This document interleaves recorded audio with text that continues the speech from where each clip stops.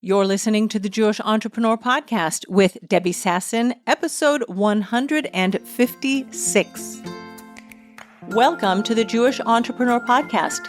I'm your host, Debbie Sasson.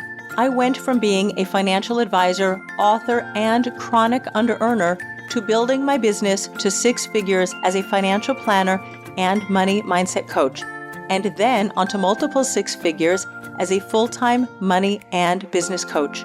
I help entrepreneurs create money-making businesses and build wealth using sales and money mindset strategies and in alignment with authentic Jewish values. Now, let's dive in to today's show. Hello, my friends, and welcome back to the podcast. This week on the podcast, I am sharing with you part 2 of what I started last week.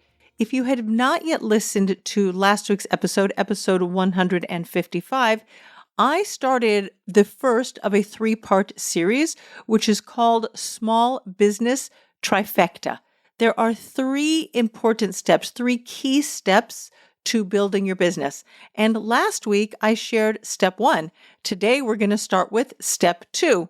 You can approach these steps in either order, whether it's 1 or 2. When we get to step 3 next week, that really does come after step 1 and 2. But either way, whether you start with the what, how, and who, like we discussed last week, or you're going to go with belief and mindset, which is what we're going to talk about this week, either way, you need both of these. If you think about the triangle, so the belief work that we're going to talk about today and the who, how, what that we spoke about last week, those are on your bottom of the triangle. Those are the most strong, grounded, fundamental components of what you have to offer. That's what's going to draw the clients into your business.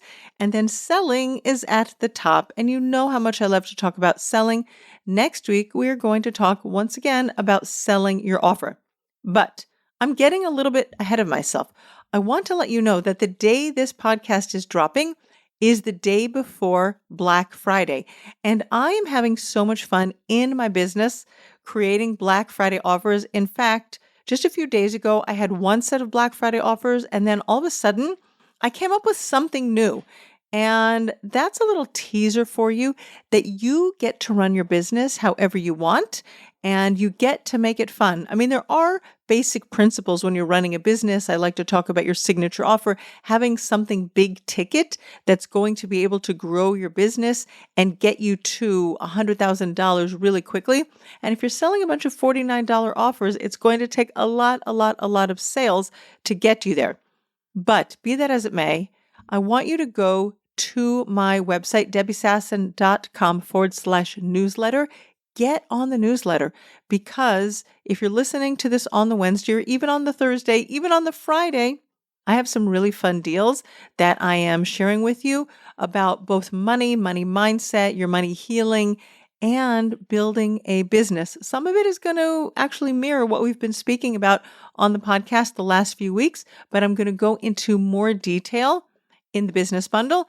And there's even a course in there about investing your money and building wealth. So go for it. All right. And now we're going to jump into this week's episode of the podcast. We are going to speak about small business trifecta and the power of belief. So let's even talk about what is that belief.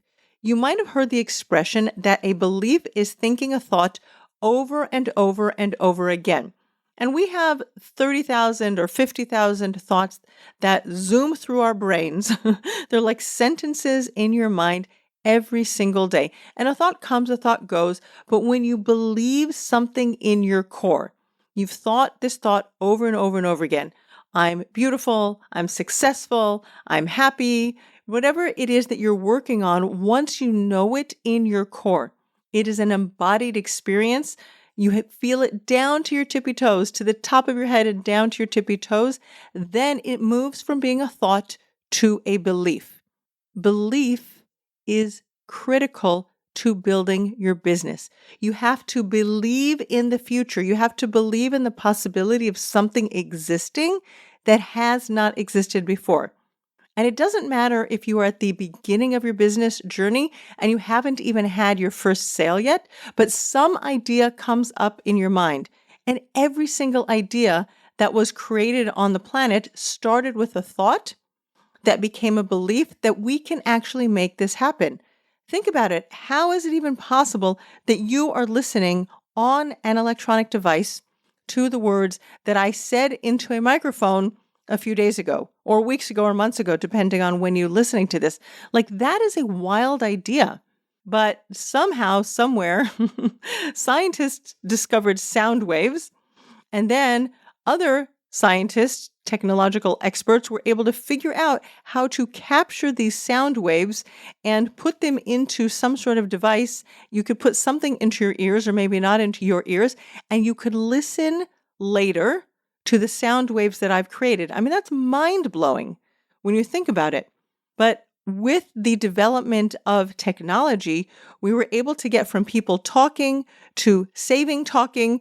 And then once upon a time, there were actually Sony Walkmans, if you remember those, where you had headphones, big headphones. They're actually coming back into style. But we had cassettes, and then we had CDs. And eventually we have moved over to digital, where you don't even see where this equipment is. It's somewhere on a cloud. I don't know what kind of cloud it is, a cumulus cloud. It's all sort of like vague, right? But we're listening to digital information that was stored somewhere. And somebody believed that they could actually create that. It came from an idea. Now, obviously, the idea has developed and evolved over decades, but still it started with somebody believing that they could create it, and it actually happened. And every year, the quality of these transmissions improves because somebody believes that they can perfect technology a little bit more and a little bit more. So that is a belief that we don't see the future yet, but we believe ahead of time that something can be created, that whatever is right now is going to be different in the future. And whatever you're building in your business, you have to believe ahead of time that you can actually create the thing that you say you want to create, because that thought is going to come through your head. It's going to come in and come out. And if you don't work on that thought until you get it deep into your core on a belief level, it's just going to flit away. In fact, the people who are the most successful in their businesses, they're not the people that spin over and over again, maybe yes, maybe no. I think I should do it. Maybe I should go do some research. I mean, research is good. You want to do a little bit of market research. But really, the people who are most successful in business, they have an idea, they lock into the idea, and they go for it. And that's especially true if you're in a service-based business where you have very little to lose. It's not like you're investing a lot of money in inventory, but if you're a coach, if you're a creative, if you're a healer, so many of my clients are service-based business owners. I do have a few product-based business owners, but you believe that what you're offering the world has a market, and you go out there, you put up a sales page, you write a bunch of words on a page, or you even put something into an email with a PayPal link, and you get something going. And the way you actually develop belief is by doing the thing. It's actually about taking the next steps forward. So I want to tell you a story, and this happened to me, not in my business, in my personal life, almost 7 years ago. You may know that 6.5 years ago, I hiked Half Dome with my dad, who wanted to do it for his 80th birthday. Bless him. Now he's 86 and a half, and may he live and be well to 120. But he had hiked Half Dome when he was a Boy Scout, when he was like 15 or 16. And one of his items on his bucket list was to hike Half Dome again. And now he's definitely not in the same physical shape that he was. My dad has Parkinson's. He uses a cane sometimes to walk, so he could never do it now. But he really wanted to do it, and he did it. But my stepmom was a little bit worried because my dad was at the beginning stages of Parkinson's. Then she said to me, "Do you think Jonathan, my husband, will go with Daddy to hike?" And I was like, sure, he would love it. My husband's a hiker. He just get him outside, any mountain, climb every mountain. He could have been in The Sound of Music, and he's there. So off they were going. They had to put in your dates that you want to go, and then there's some sort of way that they give people, they allot dates and times.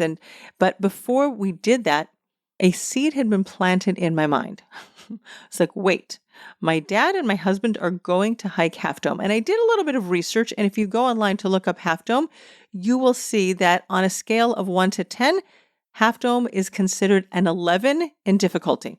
Now, there's nothing that's going to get me charged up more than saying, hey, this is an extreme sport. It's a big challenge and it's really hard. I'm like, count me in. I'm going to do it. But here's the thing. I had to believe ahead of time that I could actually do it. And it's a very long hike. You can do it in like 10, 11 hours. We went at my dad's pace. It took us much, much longer.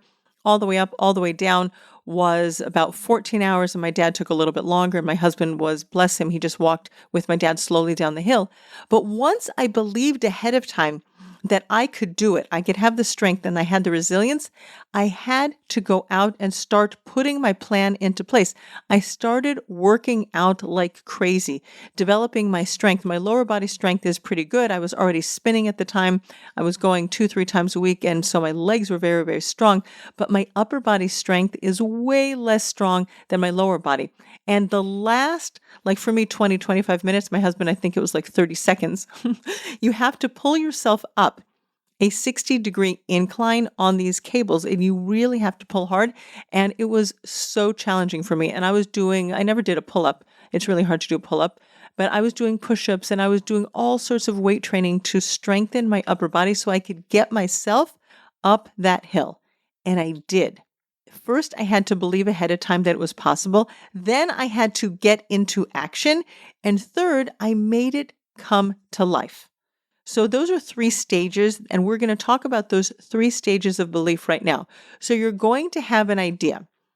If you let it spin around in your mind for a very long time, you're going to eventually convince yourself, and it usually happens pretty quickly, that it's impossible, it can't happen, or it can't happen for you. It will happen for other people, but it's not possible for you.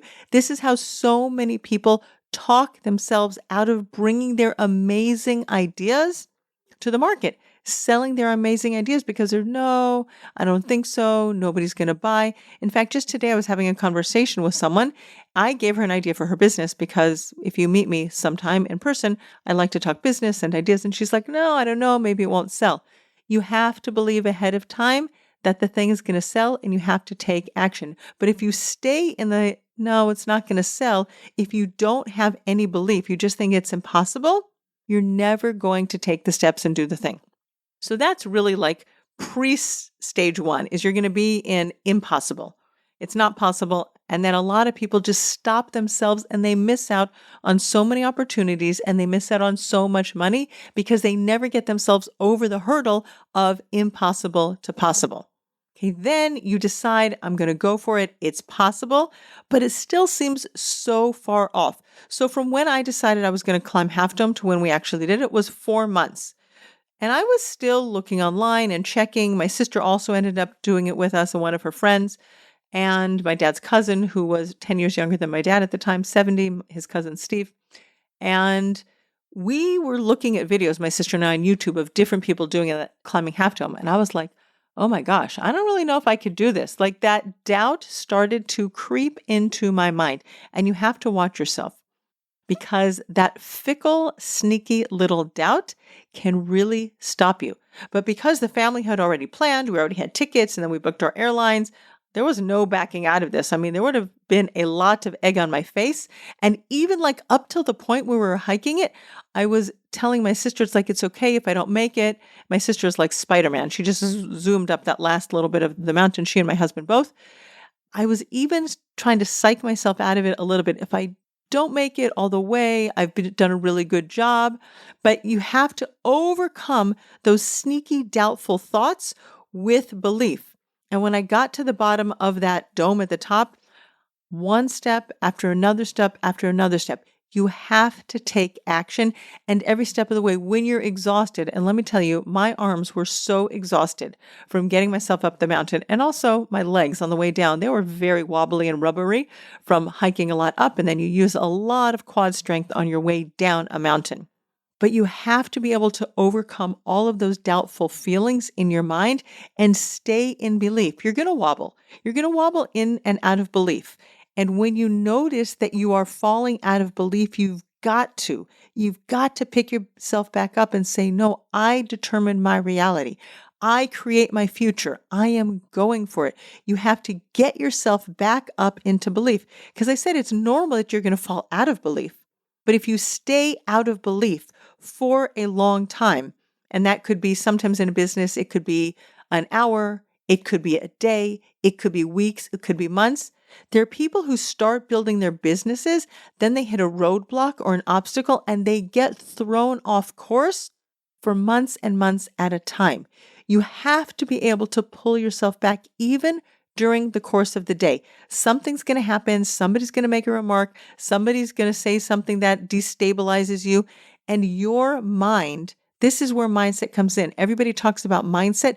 You using the power of your mind, you using the power of your thoughts to re-enter that stage of belief that it's possible, that is what is critical to building a business. So you're going to get from impossible, that's like your pre-stage, to it's possible. Stage 2 is you're taking action toward your goal. And as you take action toward your goal, something that seems possible on like a 10% will now seem possible at like a 20% level. You're going to keep moving forward. It's going to be 30%, 40%, and really use that metaphor of a mountain. Every single step that I was taking toward the top of Half Dome built my belief that I could do it. And then, sort of on the opposite side of the scale, every step that I took forward made me more exhausted. So I have to keep my mindset strong because my body is telling me, you're exhausted, slow down, sit down, stop here. My body doesn't want to go further. You have to think about this. I've been hiking straight uphill with a backpack, with food, etc., on my back, water, lots of water. It was June. And I have to keep my mindset strong when my body's saying, no, it's okay. You can sit down, you can relax. You just got to keep going. And especially the hardest part is always at the end. Whenever you're ready to give up, that's when you are so close to creating the reality. So even when you're like 70% there, your belief is at 70% out of 100% that you can create the thing that you want to create, you've got to up your belief a notch so you can get to 80%, 90%, and 100%. And let me tell you, my friends, the view at the top of the mountain, and if you ever want to see it, I actually do have on my Facebook page. You probably have to search it.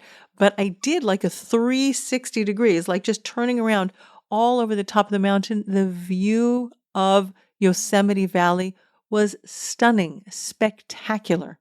And that's the same thing in your business. When you put an offer out into the world, whether you're selling the first item in your business or the 100th item, you raise your prices, you build a program, you create a new offer, stay in belief.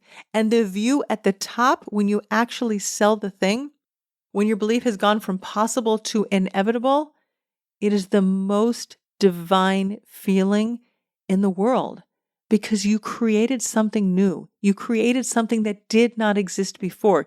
You took what you thought of as an idea, it was swimming around your mind, and you brought it to reality. You actualized your dreams. You manifested something. And that is the power of staying in belief. So remember these 3 steps. There's the pre-stage 1 where you're going to be completely, it's impossible. It's never going to happen. You're going to get over that hurdle and you're going to get to possible. Once you believe it's possible, the next stage, step 2, is actually taking action to meet your goal. That's creating your offer, figuring out who you're selling it to, what's your process. That's the how that we talked about last week. And what are you delivering to your clients? What are the results that you're delivering to your clients? And you take steps through your marketing and your selling to bring your dream into reality. And the last step is when possible becomes inevitable. You can actually taste it. It's so close. And then you get there. And as I said, the view at the top is spectacular. And you are so much more powerful than you know. So take whatever idea it is that you have in your head.